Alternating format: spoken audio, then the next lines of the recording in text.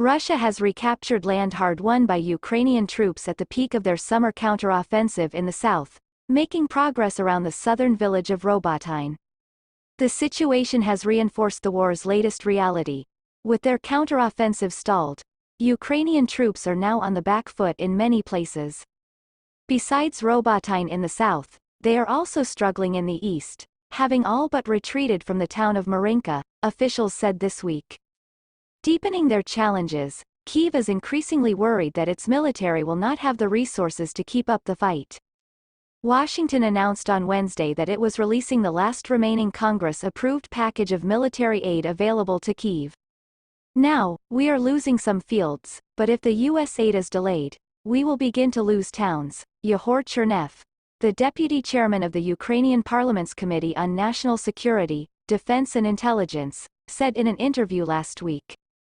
Without American ammunition, we are beginning to lose territory that was hard won this summer. For weeks, reluctance by Republican lawmakers in Congress to sustain assistance for Ukraine as the war stretches into another new year has thwarted Washington's plans to send Kyiv more military aid. Congress declined again last week to pass a $50 billion security package for Ukraine, pushing back negotiations to next year.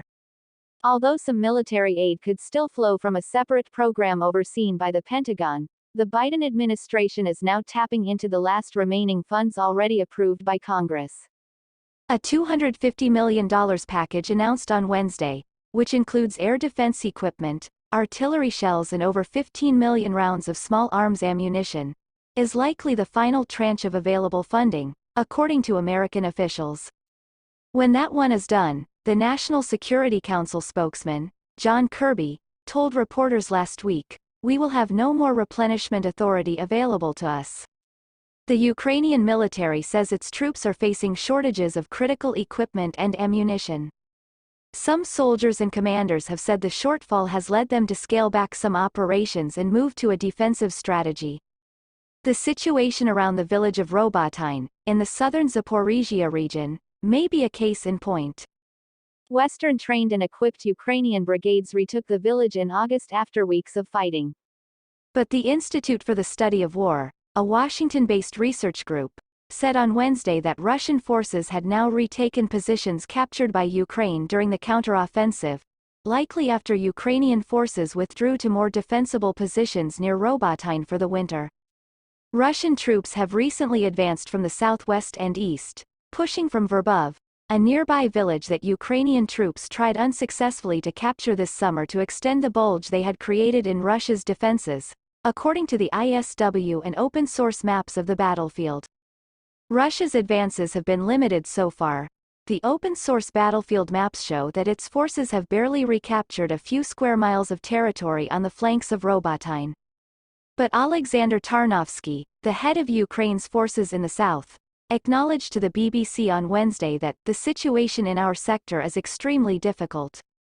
Yevgeny Belitsky, the Russian-appointed head of the part of the Zaporizhia region that Russia claimed to have annexed last year, told Russian television this week that he hoped Russian troops would soon retake Robotyne and reach the starting line of Ukraine's counteroffensive.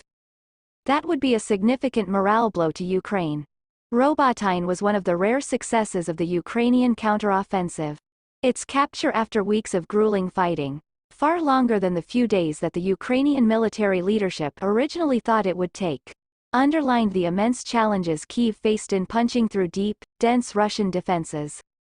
With Ukraine's troops exhausted by months of grueling fighting, Moscow is applying pressure all along the front line to reduce Kyiv's ability to withdraw its units and replenish them for future offensives, said Jack Watling, a research fellow and specialist in land warfare at the Royal United Services Institute in Britain.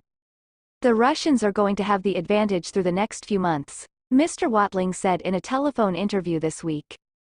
He added, however, that they're not going to be able to decide the conflict in the next few months, because of Moscow's costly way of fighting, which entails accepting huge human and material losses for limited territorial gains.